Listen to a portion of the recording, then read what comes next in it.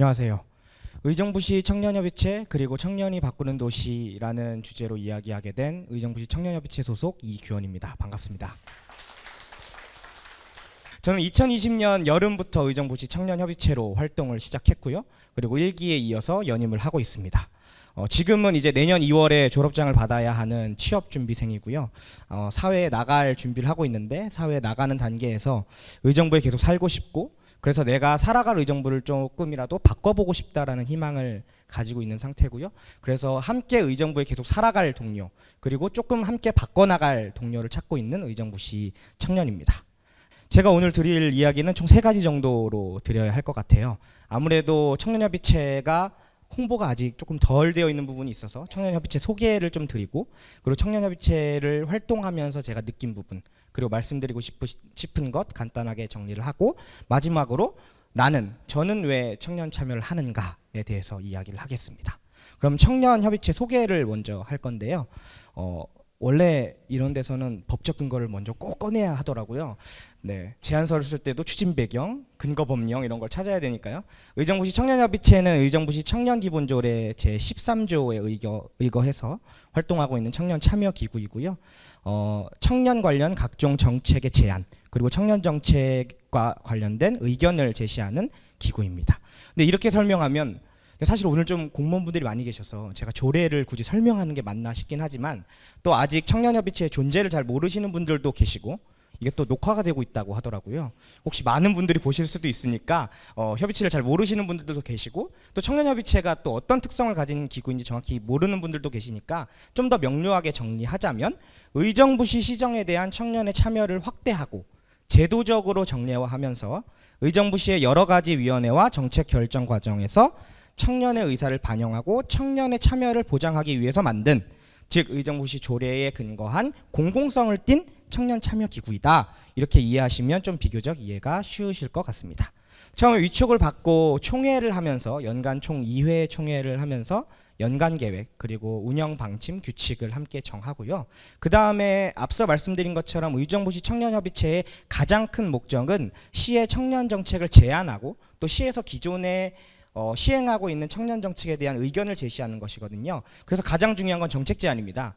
근데 저희가 총 50명의 정원으로 청년협의체를 운영하고 현재는 한 46분 정도가 활동하고 계신데 청년분들이 처음 딱 들어오셨을 때 바로 정책 제안을 준비하기 힘들기 때문에 우선 정책 제안을 위한 역량 강화를 많이 합니다.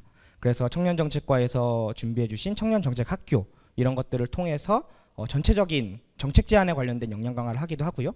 또 저희 현재 분과가 총 6개 분과가 있는데 주거 분과면 주거 분과, 일자리면 일자리 이렇게 나뉘어서 각 분과의 특성에 맞는 전문가를 찾아서 역량 강화를 하고 있습니다. 그렇게 역량 강화를 해서 초안을 좀 어느 정도 완성하고 나면 이제 실질적으로 지역에서 활동하고 계신 분들을 좀 만나보고 있습니다. 환경분과 같은 경우는 지역에서 환경분 단체를 하시는 제로웨이스트 샵 운영하시는 분들을 찾아간다든지 혹은 또 청년 문화예술분과 같은 경우는 실제로 의정부시에 기반을 두고 혹은 공연장을 가지고 활동하고 있는 청년 문화예술인들을 모아서 수다회를 하고 거기서 나온 의견들을 통해서 의견을 종합한다든지 그런 식의 자문을 거치고 있고요. 그리고 그 자문들을 통해서 어느 정도 무르익기 시작하면 가장 중요한 또 워크숍을 갑니다. 워크숍을 가서 실제 이 청년 정책을 우리가 제안할 때 어떻게 설득력을 좀 얻을 수 있고 또 자료는 또 구체적으로 어디서 찾아야 할지 그런 얘기를 하고 또 사실 워크숍의 가장 중요한 건 그 청년 정책을 좀 제안하다 보면 아무래도 청년분들이 다 사이좋게 합의가 될 수는 없거든요. 그래서 각자의 생각이 다 다르기 때문에 또 워크숍을 통해서 서로 친목을 도모하기도 합니다. 그리고 그 결론적으로 여러 가지 분과 회의를 통해서 정책 제안을 하고 있는 단계로 가고 있습니다. 보통 이것이 연초에 시작돼서 이 과정들이 쭉 8, 9월 정도까지 진행됩니다. 이렇게 정책 제안을 하고 나면 하는 것이 여러분들 얼마 전에 혹시 참석해 주셨는지 모르겠지만 바로 매년 9월에 하는 청년의 날을 얘기하기 전에 바로 정책 제안이 있습니다.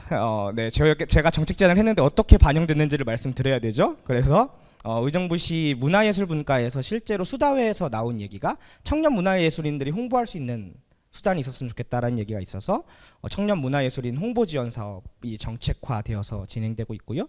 또 그 외에 뭐 금융 사업이라든지 다양한 것들이 청년센터, 청년정책과 그리고 평생학습원 등등 다양한 기관과 부서에서 사업화돼서 진행되고 실현되고 있습니다.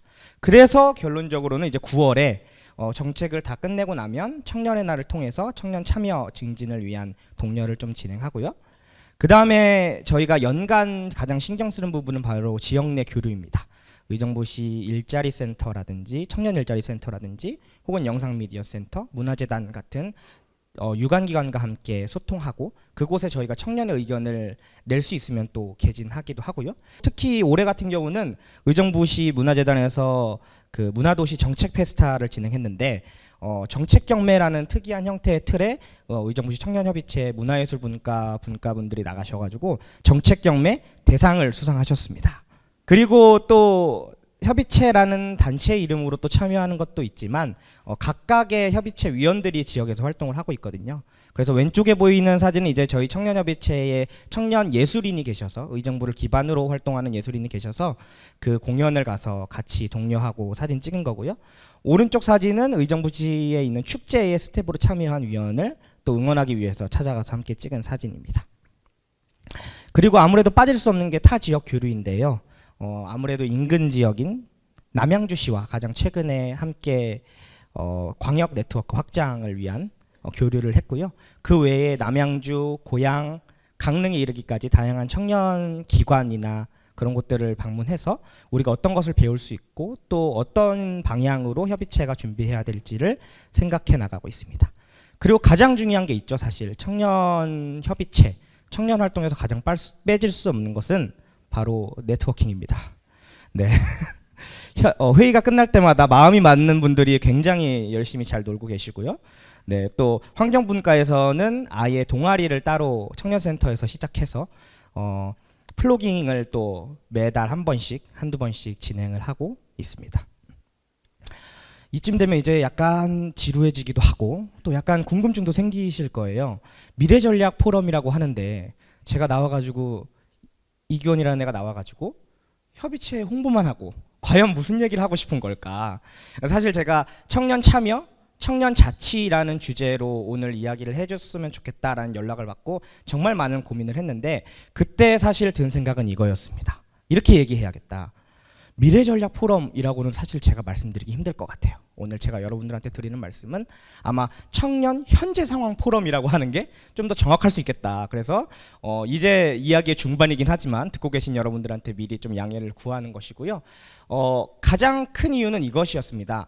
제가 어떤 이야기를 해야 될까 다른 청년 포럼도 많이 찾아보고 또 청년에서 지역에서 활동하고 있는 청년 주체들을 여러 번 만나서 조금 이야기를 나눠봤는데 정말 다양한 얘기가 많았어요.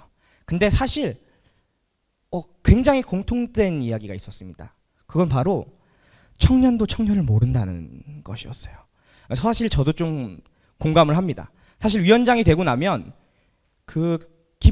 기쁘게도 아니죠. 감사하게도 많은 곳들에서 불러주세요. 그리고 이 사업에 대해서 이 분야에 대해서 청년의 의견이 무엇인가요? 라고 얘기해 주시는데 사실은 저도 딱히 이야기할 부분이 없고 또 얘기를 하더라도 과연 이것이 의정부시 청년 전체의 의견이 맞는가라는 의구심이 들 때도 있거든요.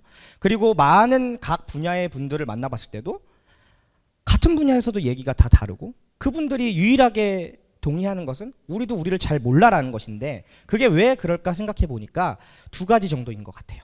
바로 자료 부족이 첫 번째인 것 같습니다. 사실 청년에 대한 자료가 많이 없죠. 청년 정책이라는 게 어디서 시작했나 굳이 찾아보니까 2000년대에서부터 이제 M4 세대 이런 얘기가 나왔고 2020년에 청년 기본법이 생겼고 의정부시는 이제 청년 기본조례가 2017년에 생겼습니다. 그러다 보니까 아무래도 다양한 이야기가 충분히 만들어지기 힘든 단계에 있고 또 중요한 것은 타 지역 사례는 워낙 차이가 커요. 사실 세종이나 다른 지역과의 자료가 굉장히 차이가 크다. 그리고 앞서 말씀해 주신 것처럼 자료가 혹시 있을지는 모르겠습니다. 제가 못 찾은 걸 수도 있는데 찾아내기가 힘들다는 사실 아쉬움이 있고요. 가장 큰 부분은 다양성인 것 같습니다. 제가 저희 시도 보고 다른 도시도 좀 찾아봤는데 부서 이름에 우리 시에는 청년정책과가 있습니다. 네, 부서 이름에 세대가 들어가 있는 경우는 보통 크게 세 가지인 것 같아요. 아동 청소년, 노인, 그리고 이제 청년인데요. 사실 아동 청소년은 학교라는 굉장히 같은 공통점과 기구가 존재하고, 노인분들은 또 이미 상당 부분 사회에서 많이 이루어진 부분이 있죠. 근데 사실 청년이라고 하셨는데 앞서 나온 것처럼 의정부시 인구의 20%가 청년입니다. 어제 그 3억 투자 워크숍 할 때 얘기 들어보니까 의정부시의 청년이 19세부터 34세에 이르는 청년이 9만 7천 명 정도 된다고 하더라고요. 근데 그 9만 7천 명의 의견과 생각이 하나로 정리되기란 굉장히 힘들다. 특히 일자리 주거 분야에서도. 그래서 그 부분이 사실 현재 의정부시에서 참여 활동을 하고 자치 활동을 할 때 가장 큰 애로사항이다. 이렇게 말씀드릴 수 있을 것 같고요. 두 번째는 바로 청년에게도 시간이 필요하다는 것입니다. 일단 오늘 드리는 것은 제 느낀 점이니까요. 저는 좀 느립니다. 그래서 사실 청년이라고 생각하면 좋은 아이디어 있을 거야, 참신할 거야, 혹은 빨리 될 거야 라고 생각하지만 사실 청년도 내가 관심 있는 분야 아니면 빠르지 않거든요. 예를 들자면 지금 이 PPT, 제가 봤을 땐 지금 나오신 세 분 중에 여러분들 믿으실지 모르겠지만 제가 제일 어립니다. 제가 제일 어린데 PPT는 제일 제가 봤을 때는 올드한 것 같아요. 저는 사실 PPT에 관심이 없고 잘 만들지 못합니다. 그리고 청년센터의 지금 이름이 청년공감터인데 물론 굉장히 좋은 이름이긴 합니다만, 이 이름 정할 때도 저희 청년협의체 다 참여했거든요. 좋은 이름이긴 합니다만 우와! 이렇게 놀랄 정도의 참신한 이름은 아니죠. 그러니까 사실 청년에게도 시간이 필요합니다. 왜냐하면 청년한테는 경험도 부족하고 자원도 부족하다는 거죠. 경험이 부족하다는 게 경험이 부족해서 성숙하지 못하다는 얘기를 하는 것이 아니라 다양한 주체들을 만나서 소통할 기회가 없었습니다. 특히 청년 참여 활동을 할 때 저희가 공공기관과 많이 얘기하게 되는데 저희가 이해할 수 없는 부분들이 사실 많이 있어요. 특히 대학교를 갓 졸업한 혹은 이런 쪽에 관심이 없었던 청년들 입장에서는 그러한 경험들이 부족한 게 청년 활동의 가장 큰 고충입니다. 그리고 가장 중요한 건 이제 정책 부분으로 넘어가게 되면 청년의 자원 부족인 거죠. 말씀드렸던 것처럼 창업을 하게 될 때 청년은 반드시 또 지원이 좀 필요한 게 있죠. 자기 돈이 나와야 되니까. 근데 이제 창업을 시작하고 나면 이제 중앙정부의 지원을 끊긴다는 거잖아요. 그러니까 이것이 바로 기존의 자본금을 좀 많이 가지고 창업하는 사람들의 시선에서 만들어진 정책이라고 생각합니다. 그러니까 청년에게는 여러 가지 도전을 해주실 수 있고 마냥 투자하고 기다릴 수만은 없지만 좀 더 시간이 필요하다. 자원이 부족하기 때문에 라는 것이고요. 그래서 제가 조금 주절주절 말씀드렸지만 지금 청년들이 블로그나 커뮤니티에서 글을 쓸 때 마지막에 꼭 써야 하는 게 있습니다. 바로 세 줄 요약이거든요. 결론적으로 청년협의체 활동을 하면서 가장 힘든 고충사항은 무엇이냐. 청년에 대한 자료조사와 현황 파악이 부족하다. 그 부분이 조금 저희가 제안서 쓸 때도 이제 추진 배경 이런 거 해야 되는데 서울시 거 가져오거나 아니면 전국 단위 걸 가져오거나 해야 하는 문제점이 있고, 또 청년, 즉 세대라는 것은 결론적으로 다양한 분야에 걸쳐 연계되어 있는데 그것을 어떤 단순히 한두 가지, 세네 가지 큰 추진 과제로서 이해하기에는 참 힘든 부분이 있다. 그리고 마지막으로 청년에게는 시간과 자원이 부족하고 그래서 그것이 좀 필요하다라는 것이고요. 그래서 제가 좀 부탁드리고 싶은 것을 또다시 세 줄 요약하자면 장기적으로라도 청년 실태조사, 청년 공론장 같은 청년들의 이야기를 좀 많이 들을 수 있는 기회가 필요하다고 생각합니다. 의정부 청년들이 실제로 어느 정도 직업 분포를 가지고 있는지, 또 의정부 청년들의 주거 현황은 어떠한지 등등이 실제로 더 구체적으로 혹은 개괄적이더라도 분명하게 나뉘어져 있어야 우리가 청년협의체에서 청년들에게 실질적으로 필요한 정책을 준비하는 데 더 도움이 될 것 같다. 그리고 가장 또 두 번째는 중요한 건데 여러 기관 및 부서와의 협의회가 있었으면 좋겠다. 왜냐하면 아무래도 어제도 봤지만 저희 청년 관련된 정책이 12개 부서에 또 나뉘어져 있더라고요. 그리고 그것이 문서로 정리해서 그럴 뿐이지 아마 더 많은 부서에 걸쳐 있을 거라고 생각합니다. 그래서 저희가 어떤 자료를 찾고 또 자문을 구할 때 여러 기관과의 협력이 굉장히 중요하다는 생각을 할 때가 있어요. 그래서 이런 부분이 좀 협의회가 있었으면 좋겠다. 그리고 나아가 또 협의체에서 당연히 저희가 좀 더 적극적으로 찾아가는 또 노력을 더 하겠다라는 말씀을 드리고 싶고요.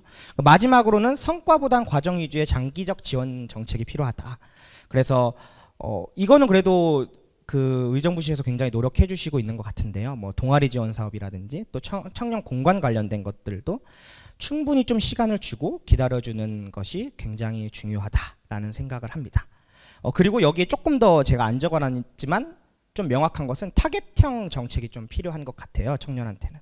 아무래도 각자가 바라는 바가 너무 다르다 보니까 사실 청년이 바라는 게 굉장히 큰 규모의 사업은 아니거든요. 그래서 오늘 제가 일자리하고 주거는 뺐습니다. 일자리 주거는 너무 많이 얘기하고 너무 당연한 것이기 때문에 실질적으로 청년이 필요한 건 아까 나온 것처럼 경전철에 우리 홍보 한번 들어갔으면 좋겠다.